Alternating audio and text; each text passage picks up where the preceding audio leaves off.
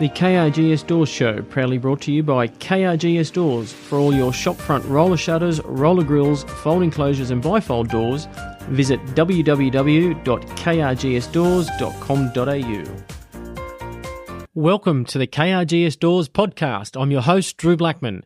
The aim of our podcast is to talk to cool people with cool stories, whether it be our suppliers, customers, staff, other business owners, or people from different walks of life, and get to know them a bit better. If you're interested in coming on, drop us a line or email, or connect with us via Facebook, and we can have a chat to see what we can do. Today on episode 53 of the 4-year-old KRGS Doors podcast, I'm joined by KRGS Doors Managing Director Clayton Blackman, and we talk to Kate Mackarell from Three Fishes Interior Designs. With over 15 years of experience in the design and construction industry, initially Kate worked as a retail interior designer, where she gained valuable knowledge in concept and retail design and the requirements that retailers have. She now specialises in the area of retail design management, working for developers such as Westfield, Lease, and the GTP Group, just to name a few. I'll also let you in on our next episode's guest, but for now, please welcome to the podcast, Miss Kate Mackarell. If this doesn't turn you on, folks, you haven't got a switch! Well, Kate, thank you very much for joining us on the podcast here today. What is the Kate story?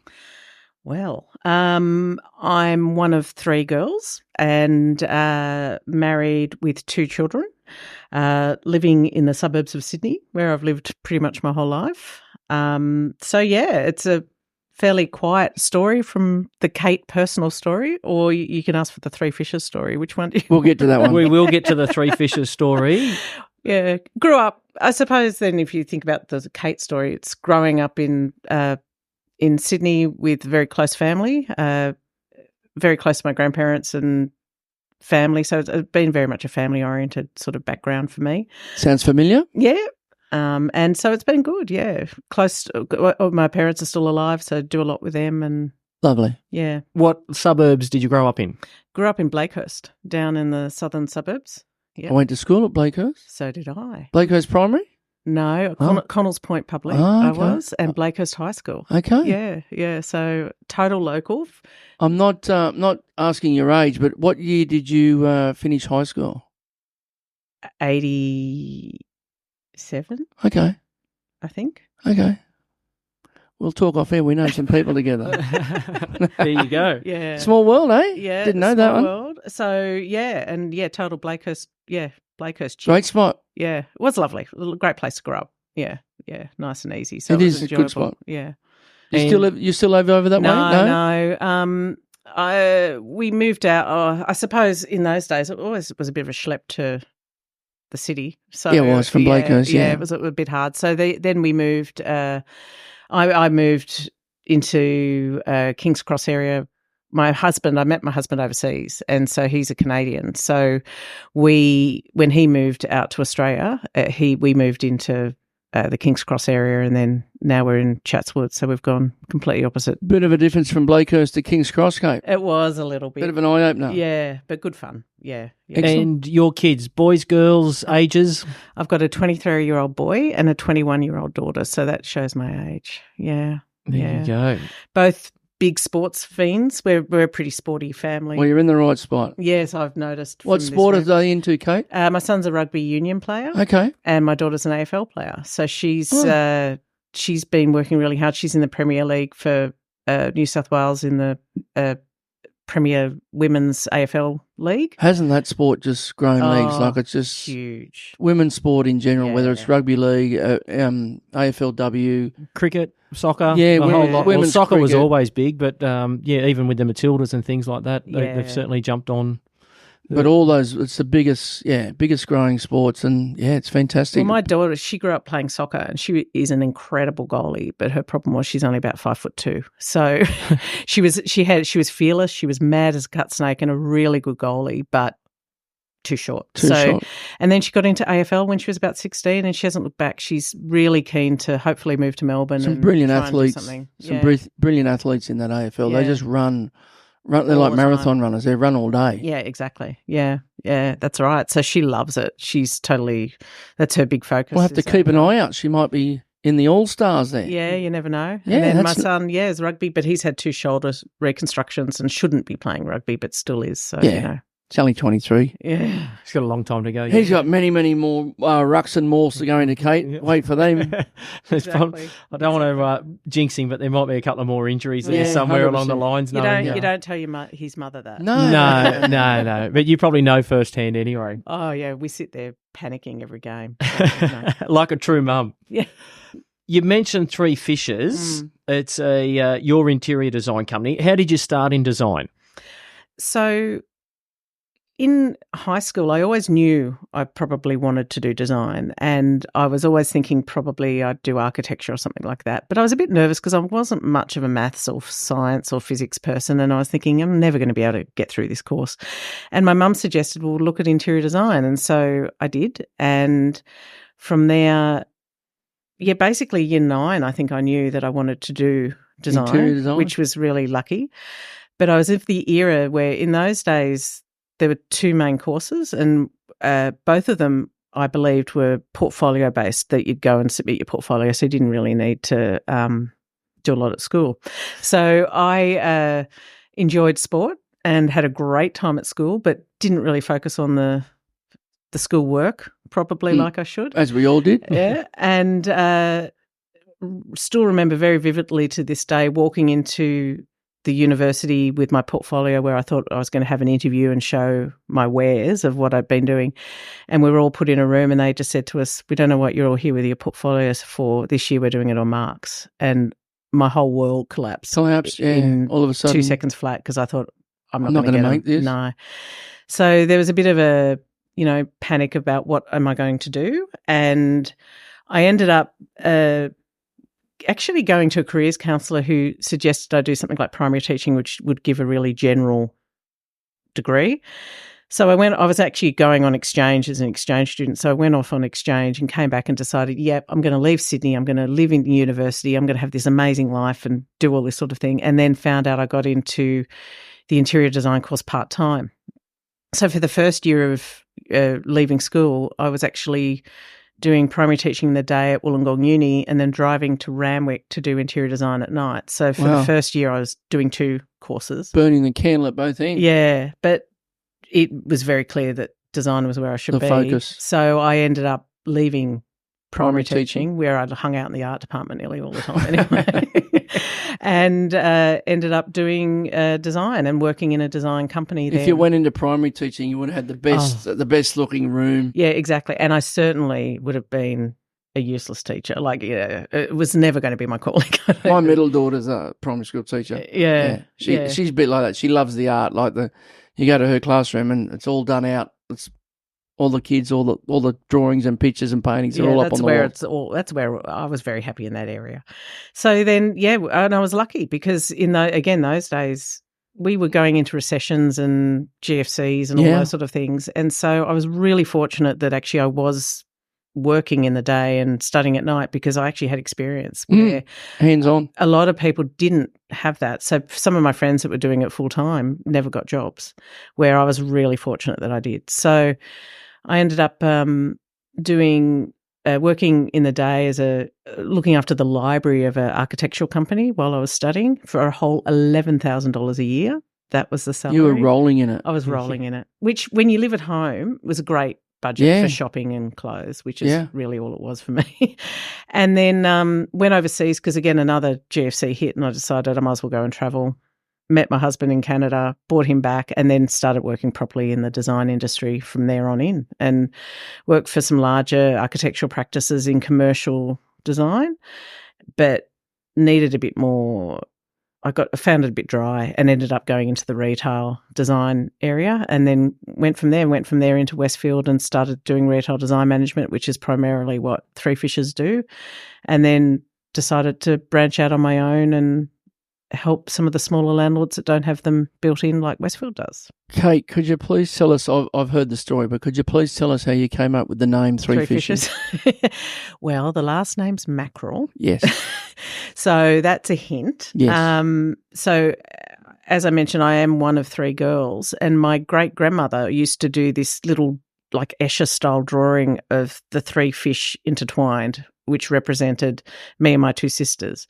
And so I always thought it was just a really cool drawing and cool idea. And so got the name from Three Fishes from that and just held on to it. Yeah, it's a great story. Yeah. And sadly, the logo never quite made it. We could never make it graphically work, which was a real shame. But, you know, she's there in spirit. It's my great-grandmother, and that's where it came from. Yeah. Are your two sisters involved in interior design? No. I was a bit of a black sheep in the sense that I was more creative than them. They're creative in their own ways, but not in this sort interior of design. They're marketing, and one of my sisters was always very theatrical, and so we had our own skills. But no, not near me in the design arm. So we've mentioned Three Fishes now a few times. Tell us about Three Fishes. When did it start? How did it start? And what type of business is it? So Three Fishes started probably in 2001, and basically then I'd just had my first child, and I'd been working for Westfield and wasn't sure if I was going to go back to Westfield, and thought, well, I'll just do something on the side to keep my hand in while I had small kids. And so started Three Fishes from there, and was fortunate enough to pick up a retail design management client with us who owned a small shopping centre in Gosford. And so she was my first client, and I did the retail design management services for her, and it really just grew from there. And I went through different phases, like I think we all do, where trying to find this miraculous work-life balance of, do I work for myself where I've got flexibility, but I never actually leave the work behind, or do I go to a company and I shut the door at the end of the day and leave? And so I went in and out. So basically Three Fishes sort of would be alive, and then it would sort of go into a bit of a hybrid state for a few years, and I'd go and work for a large landlord on a development or something like that, and then it'd come back again. So it really kicked off again.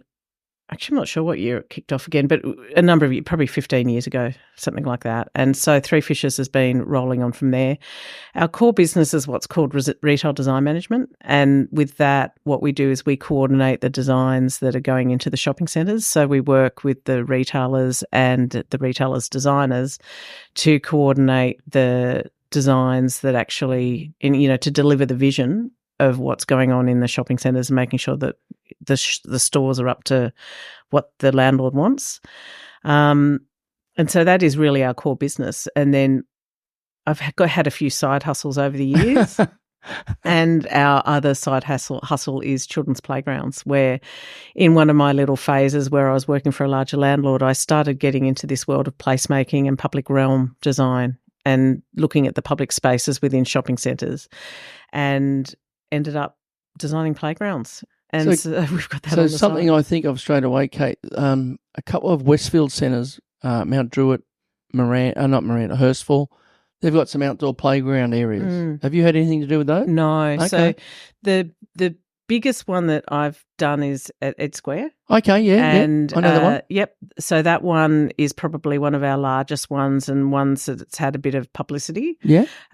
Great job. Yeah. Fantastic location in the sort of the back of the shopping centre. So we had vertical walls to play with. Like often playgrounds are actually in the middle of the space. So it means that you're limited with sight lines and different things. So by doing this, it meant that we could actually do a 3-dimensional playground using walls and everything. And yeah, it's a really fun, exciting playground. And it's a good spot. Yeah. Always plenty of people, plenty of kids around that area. Yeah. When I go past. Yeah. No, it's gone really well. So that's probably it. And one more recent one we've done is at Erin Affair up the coast. Haven't seen that one. Yeah. That's a bit smaller, that one. Just did some work up there, but I haven't seen the playground. It's a big centre. I have to keep my eye out for that one. Yeah. You'll have a go on the slides or something like that. Yeah. So they'll know the lady that designed this. Absolutely. So how many employees does Three Fishes have now? I have 2 full-time girls that work with me, so that's the 3 fish. I have a magic number of 3. I don't like going above 3, and that's not because of the name, but it's just more so we've learned over the years that is the best method of being profitable and working well. So I've got 2 really good girls that have worked with me for a number of years and really good support. Lovely ladies. Yeah.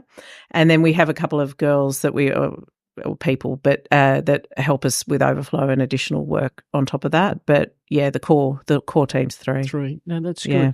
It's interesting that you mentioned about the playground side of things, and we mentioned on this podcast, and we see it when we go in there, that shopping centres now are a destination. It's not just it hasn't got Coles and Woolies and a couple of other shops now. It has got a playground and it's got an Eat Street and it's got a cinema or it's got a bowling, and then there's the shop's closed, but then there's also a restaurant area as well. So it's interesting that sort of all ties in together. 100%. And the management and the construction of that, making it flow as well, which would be your big involvement.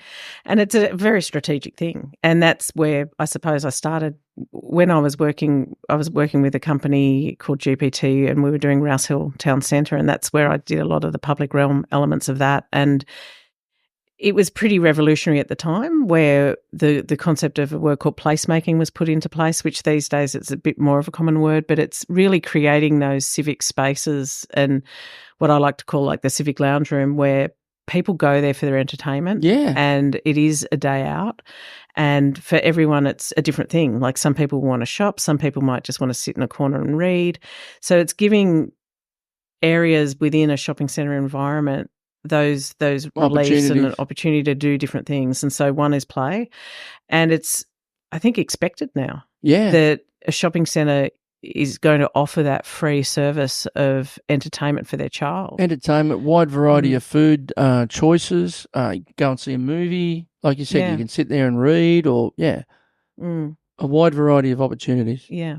Well, I even know my local sort of Westfields is Miranda, and they've got the cinema there, so you can go to a movie and then late night dinner. They've got a sort of a restaurant strip or a couple of strips there that open up until midnight and things like that. So it's not just as soon as the shop's shut, it's all closed down. It's an after hours type of area to go to as well. Very much so, yeah. And it's a constantly evolving strategy for landlords, is how are they adding those value-add services to the retail environment, because demands are changing, people are changing. You know, what we've gone through with COVID in the last few years has changed how people are using these spaces. And so it's an ongoing evolutionary thing as to how do we create a community involvement to take ownership of these spaces. And that's part of what it is. Like if you get the community involvement, then people will come. People are looking for more, aren't they? If you build it, they will come, as they say.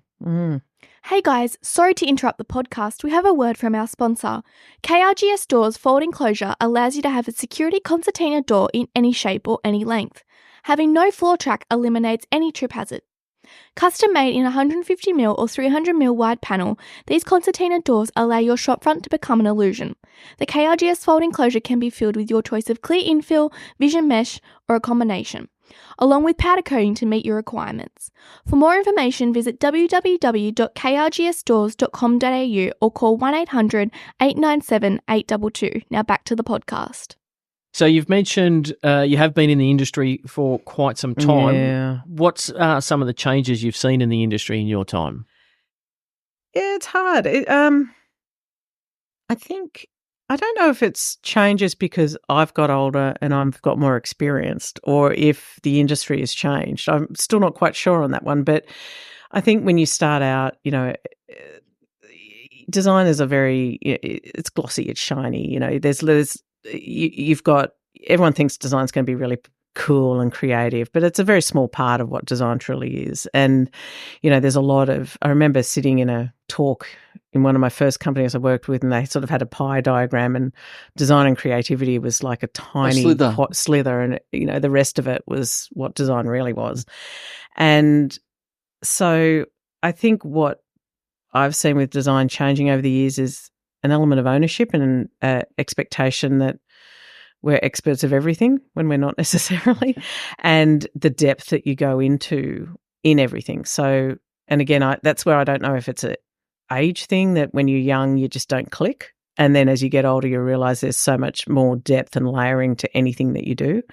So I'm not really sure on that one, but it's definitely, to me, just the depths and the resolution that you need in design to make something really, really successful. And that, to me, is really I think how I've seen design evolve is the expectation that's a given versus once upon a time it might have been some companies did it more better than others, where now is a given that you have to do that. And yeah, you have to take ownership. You've got to own it and make sure it works and that, there's no issues later. Yeah, certainly. And how satisfying is it for you that obviously you're there from go to woe? So you see the concept at the beginning and it's on paper, and then at the end of it, here's this fantastic shiny thing. And I know you've just worked on Oran Park, which is just a recently constructed shopping centre not too far from here, and we've done some doors in there, and we get satisfaction of, hey, we've installed that door, and then we go in when site measure, Clayton and I go in and site measure, and it's dusty and there's just brickwork and that type of thing, and then a month later it's a brand new shop open and our doors on the front. What sort of satisfaction do you get from that? Yeah, massive reward. And the biggest reward I get is seeing people's faces and seeing people being excited and happy at something we've created for them. And that, to me, is probably one of the biggest rewards I can ask for. And if I use my playgrounds, the best reward is seeing the kids running and smiling and the parents having a good being time. happy. And then, again, if I think about the retail design environment, and it's seeing people being grateful and happy and enjoying a space that we've had a say in creating. And okay, so some of the strategy and the thought process that we go through, we're probably the only ones that know that. But at the same time, we know what we've put into it in regards to creating what comes out the other end and what, the layers that are required to make that work. And so from that aspect, that's the biggest reward, is people's faces. Yeah. Yeah, I certainly could imagine it would be fairly rewarding to see it from paper or even a thought in your mind. Thoughts in your mind, and then seeing it yeah, constructed and people using it. Yeah, like for me, if I use the Ed Square playground, which really was a big one for me, just to see the happiness. And again, you have something in your brain, you've got a thought, but how do you translate that into something real? And I started off with a really crude sketch of, I want to do this, I want to do that, I want to have something suspended overhead, how do I get kids up there? And so to see that actually come to life is very cool. Yeah. You mentioned before that you're a bit of an expert on everything, but don't know all of it, and that must be difficult. As you said, you want to have something overhead. How do you get kids there? It's all right to draw it, but then you've got to actually construct it or make sure it's going to be safe. And we sometimes find with doors that we're putting in that the designer or the architect's drawn it up, and we go straight in and go, hey, that's not going to work. How's this gonna work? Yeah, like you haven't put enough support, or you haven't put this in, or it's on a wrong angle. So it must be, you must have to know, as you said, a lot, being an expert in a lot of areas to make sure that my thoughts and my drawings are going to actually work at the end of it. Yeah, I probably know more than I realise, but at the same time, I do believe it's partnering with the right people. So if I don't have the skill set to know something, it's finding the right person to partner with to give me that skill set, so that when I create something, it's a really considered solution that I know is going to work. I'm a bit of a stickler for detail and wanting to know that if I'm going to do something, it does. It drives me nuts when I get a set of drawings or something and it looks cool, but I can tell it's floating in midair. How's it going to work?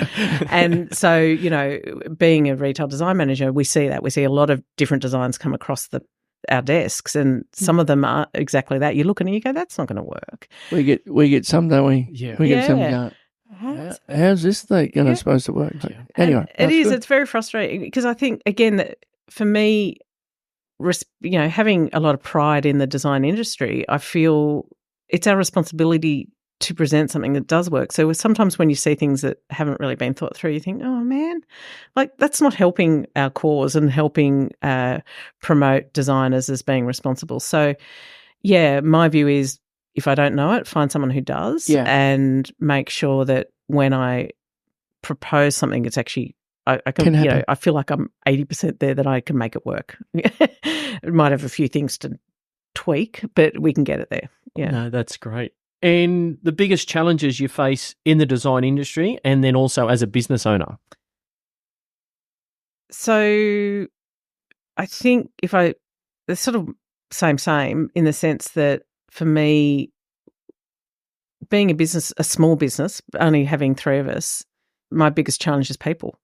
To have good staff behind you is how you succeed. Like being 3 fishes and having been around for 20 or so years, there is a bit of an expectation that, we want Kate. We don't want 3 fishes, we want Kate. But it's like, well, no, I am more than me and I've got other people working with me. And so for me, the biggest challenge is to get the right people behind you to have that strength that Kate can be rolled out, she can be rolled back in and someone else can come in her place and you don't know any different. We're a consistent solution that no matter who's in front of you, we are who we are and we stand behind our brand and our vision of how we want to be as a company. And you can give it, and we can all give you our best. Yeah, that's it. And so that's probably the biggest challenge of a small business is people. And I've been very fortunate that I have had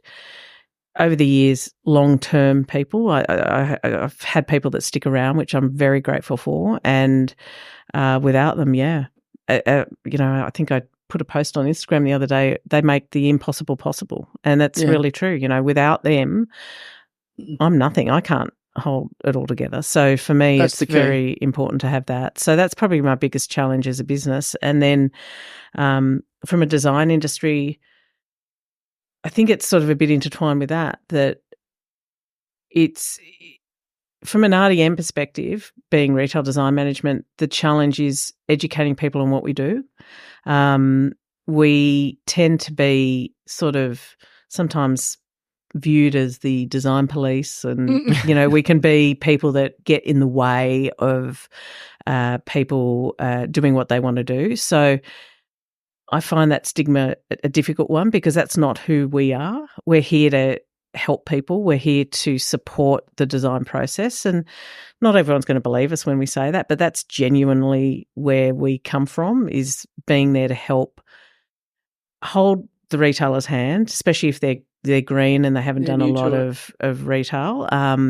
Be there to help them through the process. And as I say to them, we're here to assist them as much as we're here to assist the landlord. And even though we're a landlord on the landlord side of the fence, I view it as I want to help the retailer get the best they can out of it. So that's probably the biggest challenge from our aspect, is educating people on what we do and having them being willing to hear that we are actually here to help. Yeah, well, and we're not the design police. You want your ideas and your designs to look at its best. Yeah, and we want them to do well. And so, if we see a floor plan that we're really not sure is working properly, we will query it. And if they're going to put their hand on their heart and say, this is what we want, this is how we work, sure, off you go. But you're the expert. They've got to be able to listen to them, make sure it's going to run. Yeah, we just want to check with it that it's going to work for them. So that's probably one of the biggest challenges we would have is educating people on what we do. It's interesting too because, and you mentioned you are probably the link between the actual retailer and the landlord as such, because the landlord's obviously got a vision and they want you to make it work, and then the retailer's got a vision as well of what their store or their brand has to represent as well. So it'd be a understanding both sides of the story. We're a bit of the glue, and we like to start out by understanding the retailer and who the retailer is and what their operations are. Get a feel for them. And so if we know that up front, then we can help them better. And we can, as I say, design, there's 20 ways to skin a cat. There's 20 ways to design a store. So what I might think is right is not necessarily what their thoughts and their brief and so forth is. Yeah. No, and again, I do get really frustrated when I hear, but Kate said, and it's like, no, Kate doesn't. There's plenty of ways it can be done. I'm going to make a suggestion, and if you want to listen, great. But if you want to say no, and then let's find another solution. There's lots of ways we can do it. So it's trying to get them on that journey. But we have got a bit of a reputation, retail design managers. So we do need, to me, there's a lot of education in sharing that we're here to help versus just here to make their life difficult and spend more money, which is often what we're perceived as doing. Last time we were together at an interior fit-out association, you mentioned that one day I'm going to put this book together. Yes, the Retail Design Manager's Playbook. How's that coming along? It is done. It is done? Yes. Seriously? Yeah, it's done. It's on our website. It's a free download. It's an ebook on our website. And it's a Retail Design Manager Playbook. And what it is just, it started almost as like just little blogs, little posts about what, an experience, something that happened that week. And then I'd talk about, the value of that in the relation to retail design management. So, we have what's called the RDM Playbook. How many pages is? Oh, you're testing me now. That's right. There's I'll have a look at it. 11 or 12 chapters in it. Okay. But when I say you can always add to it. As your life experiences, you can always add. Exactly. But a chapter's like 2 paragraphs. They're not very big. It's an easy read. Okay. I have to have a look at it. I have to download it. And if my father, who's an English teacher, would probably be furious because the grammar's probably really bad. It's not exactly an. As long as you're happy with it. Yeah, it's just thoughts about what we do as a company and as a industry, and trying to share that knowledge with other people to help educate. Oh, it's good. That's good to hear. Mm. So on that, and you mentioned your website, it's threefishes.com.au, and your socials and all that type of thing are on there. Mm. How do you advertise to your clients? We have been really fortunate, and I'm touching every bit of wood I can find around me right now, that we've been word of mouth pretty much for the 20 years. Very grateful for that. Very grateful that we're known in the industry, and that people hear about us and will reach out to us. So you must be doing something right. Yeah, but I don't want to rest on that. I'm very conscious of the fact that we've been lucky that way, and when I went into the world of social media, which was something I'd never done in my life until a few years ago, that was my attempt at marketing. Because for me, it was just the education about what we do, and just increasing our profile on who we are and what we do. And then one day someone might need us, and then we're here to talk to them. And we're not the only people out there that do retail design management as like a niche service like this, but we pride ourselves on giving a good quality of service. And so we're suitable for clients that have that, understand the value of what retail design management can mean to a public realm environment or a shopping centre as well. So, we've had some lovely clients over the years. We used to do QVB and Strand Arcade, and so we've done some beautiful heritage places. Buildings, and so we've had some beautiful sort of work that we've done over the years. That would be a challenge in itself because of the heritage listing there. And I know we've done a door on the Strand Arcade, and there were certain things certain things that we could do and we couldn't touch, and you couldn't move Don't touch that. Don't move that. That's heritage. You can't so that fix would off be a challenge in itself, understanding that as well. And it was a great learning. It was we looked after QVB and Strand for about 10 years. So it was a really great learning experience. A lot of pride in those buildings. Yeah, we had a lot of pride and protection over respecting just what they were. And I loved it. Loved working with them and loved working on those buildings because they were just gorgeous environments. It's always nice to take a trip in there and have a walk through QVB and down Pitt Street. And all these secret places and these secret little rooms that you don't know exist that are so cool. Yeah. And so there's some really great parts of these buildings that, you sometimes see on architectural tours and stuff, but there's some really fun things behind the scenes that they're great buildings. Yeah. It's a nice layout. Mm. And I'm now going to ask you another question, and you don't have to answer if you don't want to. I can cut this out. Have you ever turned away a client? No, I haven't. But I do say as I get older, I'm probably more selective. I've never turned anyone away, but I want to work with people I like. Now that I'm older, I want to just enjoy it. So I want to be happy, and I want to feel like I have a connection with the client. So we work with clients we like, that we learn from. You're never too old to learn, but at the same time, I want to have fun. I don't necessarily want to work just for work's sake. I want to be happy and enjoy it. So, no, I've never turned them away, but I would say I'm probably being more selective as I get older. Kate, what projects have you got coming up? Like, what's the future look like for Three Fishes? So we've got a great pipeline at the moment that we're very grateful for. One of our biggest clients at the moment would be the New Sydney Fish Markets, where we're doing the retail design management services for them, which is a very challenging and interesting project. We are also working on number 1 Martin Place, which is which is part of the Metro train line development, and that's opening in a couple of months. And then we've got a couple of other large developments of over 100 shops coming up in the future as well, which will be good. That's music to our ears. I like to hear that. You're saying all the right things. But, a nice array and difference. It's not just typical shopping centre work these days. Obviously, a lot of people have driven past the fish markets area, the new section there that's coming along and interested in it. And I've been lucky enough, you showed us some photos on what's coming up there, and it looks fantastic compared to the dark and dingy and tired old fish markets down there at Piedmont. Yeah, it's very spectacular what we're going to have. And it's in a great spot there, like right on the water there and at Wentworth Park and on the other side. And it's really going to be really nice compared to what Sydney's had as their fish markets previously. It's going to be a great destination spot where you go down there for lunch, and I can imagine there summertime or even springtime there, looking out, going down, taking the family there for lunch and sitting down over the water. It's going to be really, really nice what you've shown us. Yeah, and the infrastructure behind it is fascinating. It is. We've been taking retailers out on tours for the last 3 weeks in a row, and seeing how the builders are putting it together.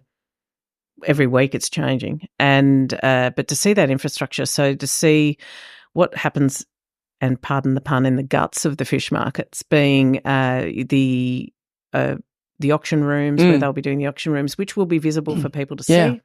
People can actually see that where these days you can't. Looking at the infrastructure of how they ship all the product in and out, and how they're going to distribute it from there to all the fishmongers across New South Wales and so forth. It's really interesting stuff. Has there been the current retailers that are down the fish markets, have they had much import, or has there been much negative or any blowback against what they look at? Because compared to what it's cheese and chalk, what they're going to end up with, like it's a piece of art there, that what you've designed there. Yeah. But I'm just interested to see if what the old fishmongers are, they're into it or not. Well, it's a journey for them. It is a change for them. They've been in their existing location for a very long time. So nothing is ever totally smooth when you're changing an environment sort of from what you've had to what you're going to. So it is a journey, but at the same time, I think that in general there's a lot of excitement over the direction of how the fish markets is going to be and what it's going to look like, and just what it's going to bring to Sydney from a tourist attraction. Oh, yeah. Like, I think it's, and I'm going to get this wrong, you might have to edit this bit out. We'll put an asterisk beside it. Yeah, put an asterisk clause. Just make the numbers up. But I think we're going to be the 3rd largest in the world fish market. Really? Yeah. It's and please, that might be wrong. It's on the podcast now. That old Kate said. Kate said the rules. I know, but it's big. Let's put it that way. And when we were walking the other day, there's one recent building in Sydney that has just been built, and if you turn it on its side, it fits within the footprint of the fish. Like, it's a big footprint that we're working with here.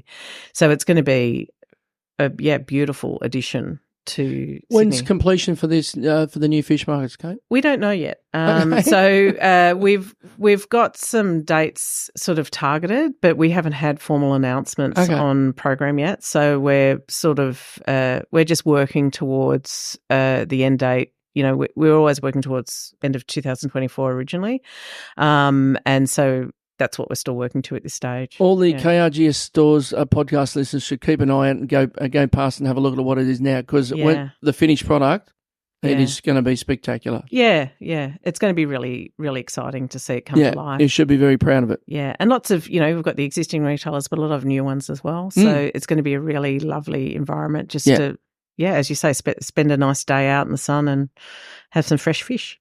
Yeah, well done. Well done on it. Away from work, how do you relax? When I'm not watching sport, and I do tend to say we watch paint dry as a sport activity, my family's we love watching sport. So if we're not watching our children play sport, which is what we like to do most weekends, I'm doing sculpture. So I've decided, once the kids left school and I realised I actually had weekends to myself a bit more, I had a bit of a midlife crisis of what am I going to do?